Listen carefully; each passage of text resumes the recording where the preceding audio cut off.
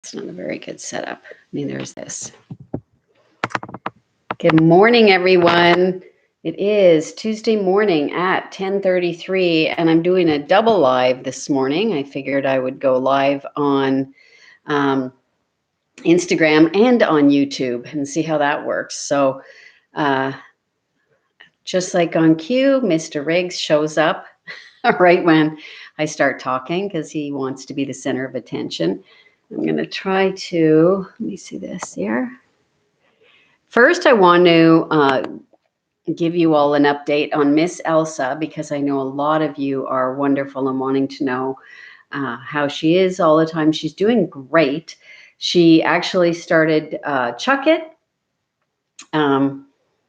Hey there. She started Awesomson 1817. Good morning. um, she started doing Chuck It on the weekend, and she's doing, amazingly. I'd love to share also what happened this morning with me. It was kind of funny. My husband was laughing his head off. Riggs and Elsa started playing, and we were just sitting having our coffee, just waking up. I was still basically asleep. And I said to him, because usually when they start playing, when we are sitting on the couch right here, I was actually sitting right here. And I said, watch your stuff, because if Elsa jumps, she'll just do her, she'll just throw her whole body on the couch. And that's exactly what she did. And I had a big coffee in my hand, and half the mug just went all over me. And she just continued to run down the couch and didn't care at all that she had smashed into me. She didn't even clear me today. I don't know what she did. She ran right into me. So it was pretty crazy. Can you sit here? There, sit. Riggs. Thank you. Good boy. Very good boy. You're going to see his teeth again. So anyway, that's what happened this morning. And I had coffee all over me, had to change everything. So that was fun. So she's doing great. She's running around. Basically, what's her big improvement is that she's learning how to use her legs that don't work that great. So the more that she learns how to she figures out how to use her legs properly, the better she'll get. Because I think physically she's probably where she's going to be at now. We're not going to see a whole lot of improvement.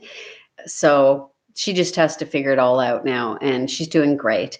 So what I wanted to discuss this morning was treat values or reward values, because a lot of times I call them treats, but a lot of times rewards are not treats, because if your dog is one of those who is not keen on treats, it's not a reward for them to get a treat then. And a lot of times they will just not work because they don't want the treats that you have. So what the whole thing is that you have to find what motivates your dog.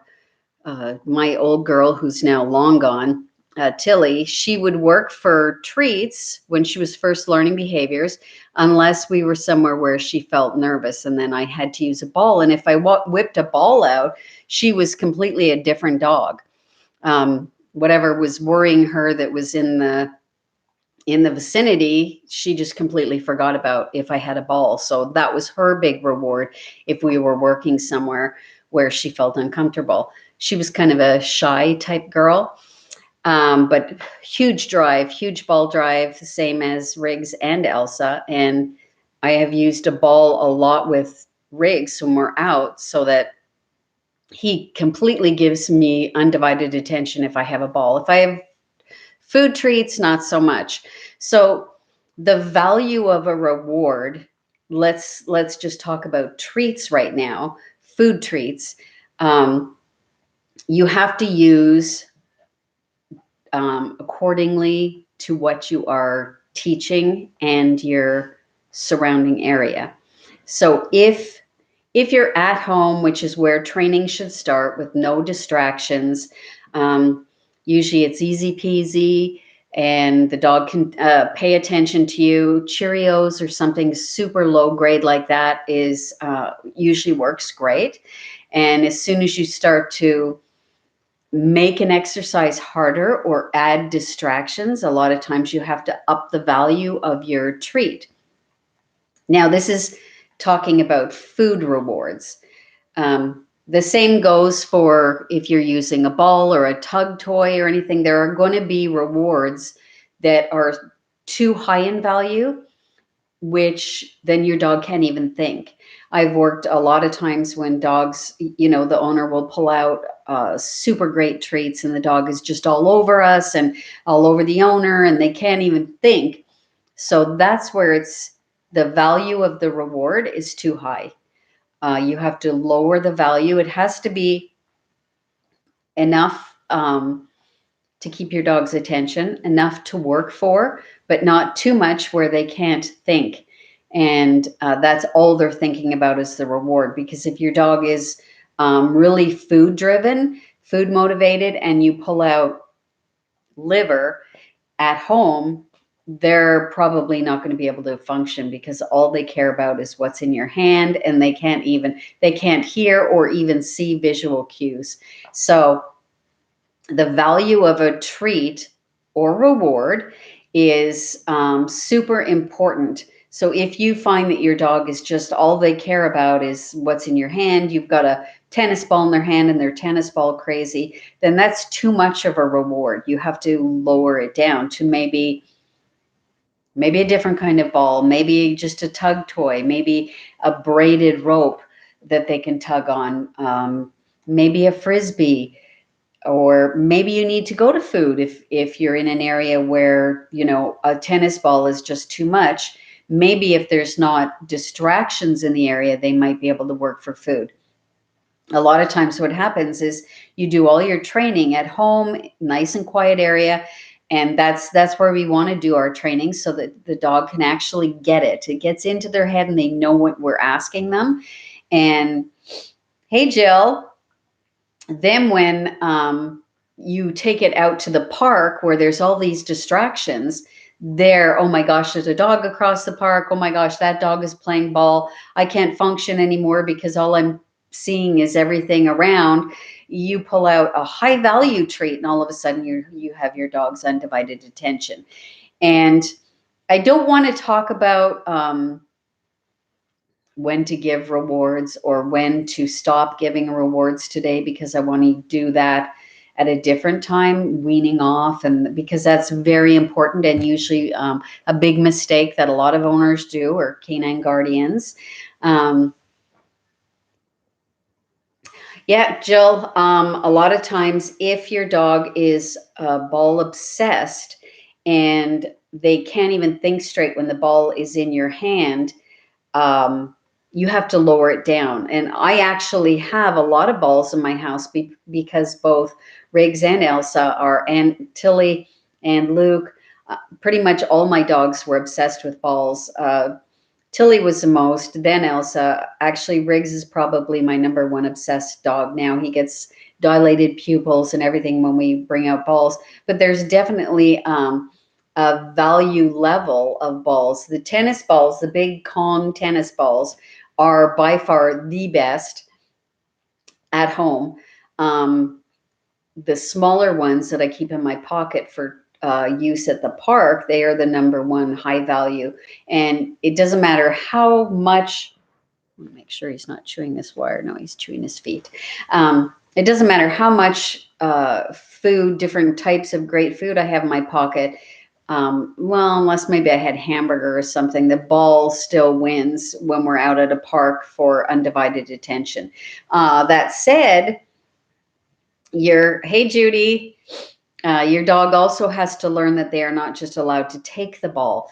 And that's something that we're going to talk about later as well, is rules and regulations about being allowed to chase the ball. Because if it's a free-for-all and the dog is just jumping up trying to get the ball from your hand, and you're going to have a very hard time using it as a reward, unless you start at ground zero basically and just holding the ball and waiting till they sit, which means they have got a grip, they're controlling themselves, and they can then pay attention to you. So that would be the first thing to do around balls.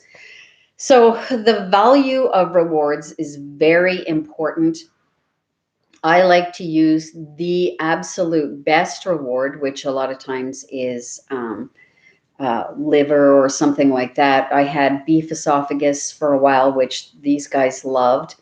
I like to use as healthy training treats as possible. I always go to Oat O's or Cheerios. I get mine at Trader Joe's, organic ones. And I like to use those just because they never seem to bother anybody's tummy when I'm training with new puppies or new dogs. If you just decide to use really rich, all natural, all meat treats, then it might upset your dog until they're used to it. So that's why I like to use Cheerios. But Cheerios and Rice Krispies, it's actually funny, puffed rice. Um, Dogs will actually work for that. It boggles my mind. And they are, I mean, if you can dish out tiny little Rice Krispies to your dog, that's what you want to be able to do, is fast rewarding so that you continue your training. You don't want your dog sitting there with a big giant cookie chewing and you've lost all that time where you could have been power training in there. So that's it for day today. Short and sweet, all about the value of rewards. And I like to use the term rewards. A lot of times I'll say treats because we do use a lot of food. So treats, to me, it can mean anything, but I mean it for me. It means food rewards, and then there are other types of rewards, which are balls and tug toys and things like that.